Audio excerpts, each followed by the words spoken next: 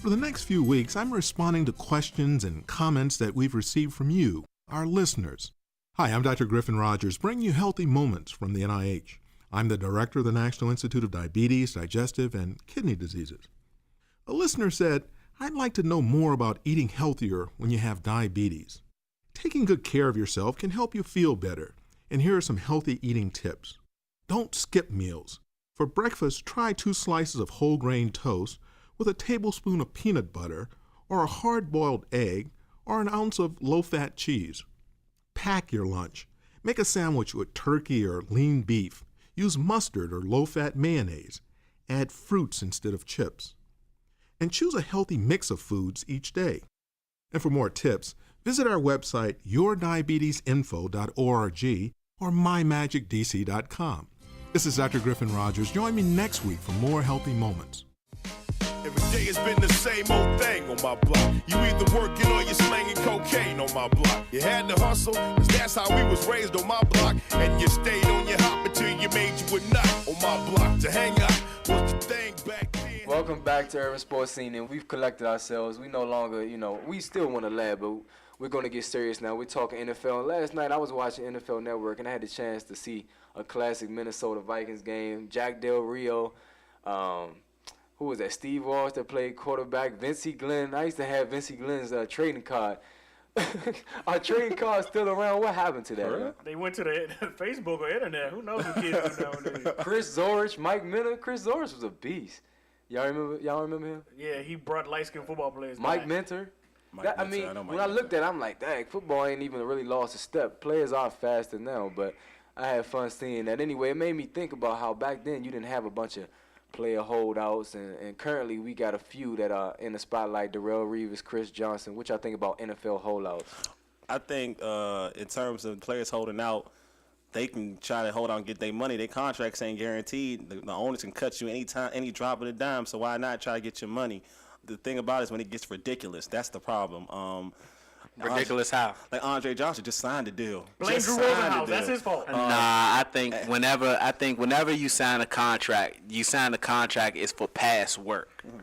So Andre Johnson, his contract, it was for past work. He performed to a certain level in the past. His past contract wasn't that bad because he was a top pick. And it wasn't long ago. Matter of fact, they gave him an extension on his rookie contract. Yeah, So just because I'm not even going to cut you off, but it's like he's getting paid like a big time receiver. Yeah. It'd be different if we were talking about he just getting some money. But the market changes every year. You got to look at it. Since he had his contract, Fitzgerald has gotten a new contract. You got this Roddy White. Then you have this rookie class that's going to come in, and those wide receivers are going to get a lot of guaranteed money. So Andre Johnson is clearly, in my opinion, is the best receiver in the game. No, that's not even an argument. He's definitely top 2 or whatnot. The thing about it is like he signed the deal just like. He wanted a long-term contract. They gave him a long-term contract. Yeah. That's his fault. Yeah. He has 5 years left on his contract. Play out the 2 years and then ask for a new contract. That's how it is. Just play out 2 more years and then ask for a new contract. But in terms, another ridiculous one is you have Revis out there asking for quarterback money. Yeah. Like $20 million a year. Just because you stop a wide receiver don't mean you're going to get quarterback money. Revis is good, but, I ain't going to lie. I might love Darrell Green, but he ain't Deion Sanders. He ain't getting picks and taking it to the house. He ain't that electric of a player. Now, he might be shutting down the side, but I don't see him getting a pick and taking it to the house consistently. Cornerbacks come a dime a dozen and are only good by systems. Whoa. And he's playing in a good system right now. Is he worth $20 million? No. Only person in the NFL worth $20 million is number 18 for the Colts. There you go. Me personally, I'm a capitalist, so I believe that you should get what the market dictates. And if you can demand $20 million and get $20 million, I'm all for it. Me personally, do I think Darrelle Revis is worth $20 million? No. Great. But I do think if the market is dictated that he can get $20 million, I think he should get $20 million. In the NFL, the average playing career is only 5 years, and also you got to think about it. No one's contract is guaranteed. But at the same time, these people are signing their contract, and they keep signing contracts with years and years. But that's just like the Chris Johnson situation going on right now. Yes, he's outperformed his rookie contract, especially when he was selected at the lower part of the first round. But at the same time, you signed that rookie contract, so you're entitled to those 5 years. Is he outperforming the contract? Yes. Adrian Peterson is outperforming his contract also, but he's not holding out for more money. So you have to look at it from both sides. The difference between Adrian Peterson and Chris Johnson is Adrian Peterson was the number 7 pick overall. Chris Johnson was the number 24th pick. Chris Johnson makes The number 5. 24? Yeah. Wow. Dang, I thought he was earlier than that. Go ahead, I'm sorry. But makes only $500,000 a year. He's clearly the best player on the Titans. Not only the best player on the Titans, but he's clearly one of the 3 best offensive players in the league. Absolutely. According to Marshall Falk, he pretty much said that. I So don't blame you. yeah, so pretty much that he like I stated earlier, he signed a contract for the position where he was drafted, which was the number 24th overall pick. But he's outperformed that, so you need to increase his pay. Why? He needs to play his contract out. I mean, Ron, what do you think about that? You're a Chris Johnson fan. Yeah, I think right now he needs to get paid. His numbers can only decline. Right. He's not going to get 2,000 yards again, probably for the rest of his career. So he needs to get his money now, because once he turns 30, he's going to be like Larry Johnson, Willie Parker, Clinton Portis, LT. Basically, the Redskins backfield. The fantasy Probably so. stars of like Wow, 05. you did name all 3 of them, though. Probably so, but it's like I said. Like I say, he's not a real Hey, Redskin fan. it is what it is. I mean, this is where it's a fine line between entitlement and what's right. He put fans in the stands. He made a lot of money for a Titans team that wasn't exciting in the beginning of the season.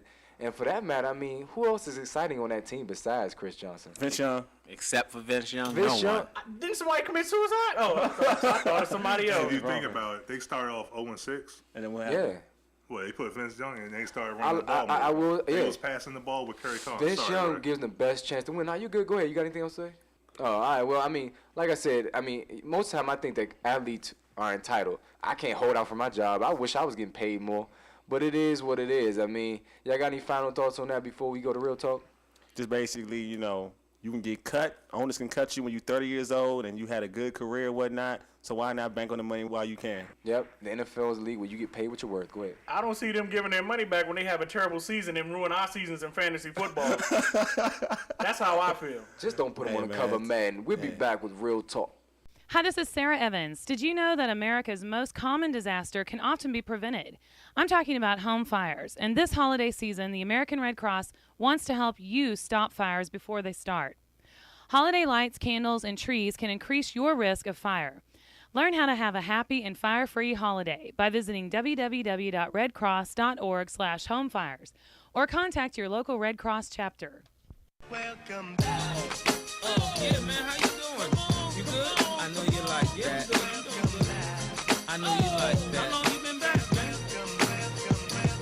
I see the girls in the club, they getting wild for me. And all the pretty chicks all wanna smile at me. These rap cats, man, they all got their style from me. And if I ever see Welcome back. Welcome back. Welcome back. Welcome back. Welcome back. Nah, I was messing with y'all. We are back with Real Talk. My man Jeff Fishwalt is here. He emailed us a story about a 22-year-old Texas basketball star who posed as a high schooler. If that came out right. That's what she said. I don't know much about this story.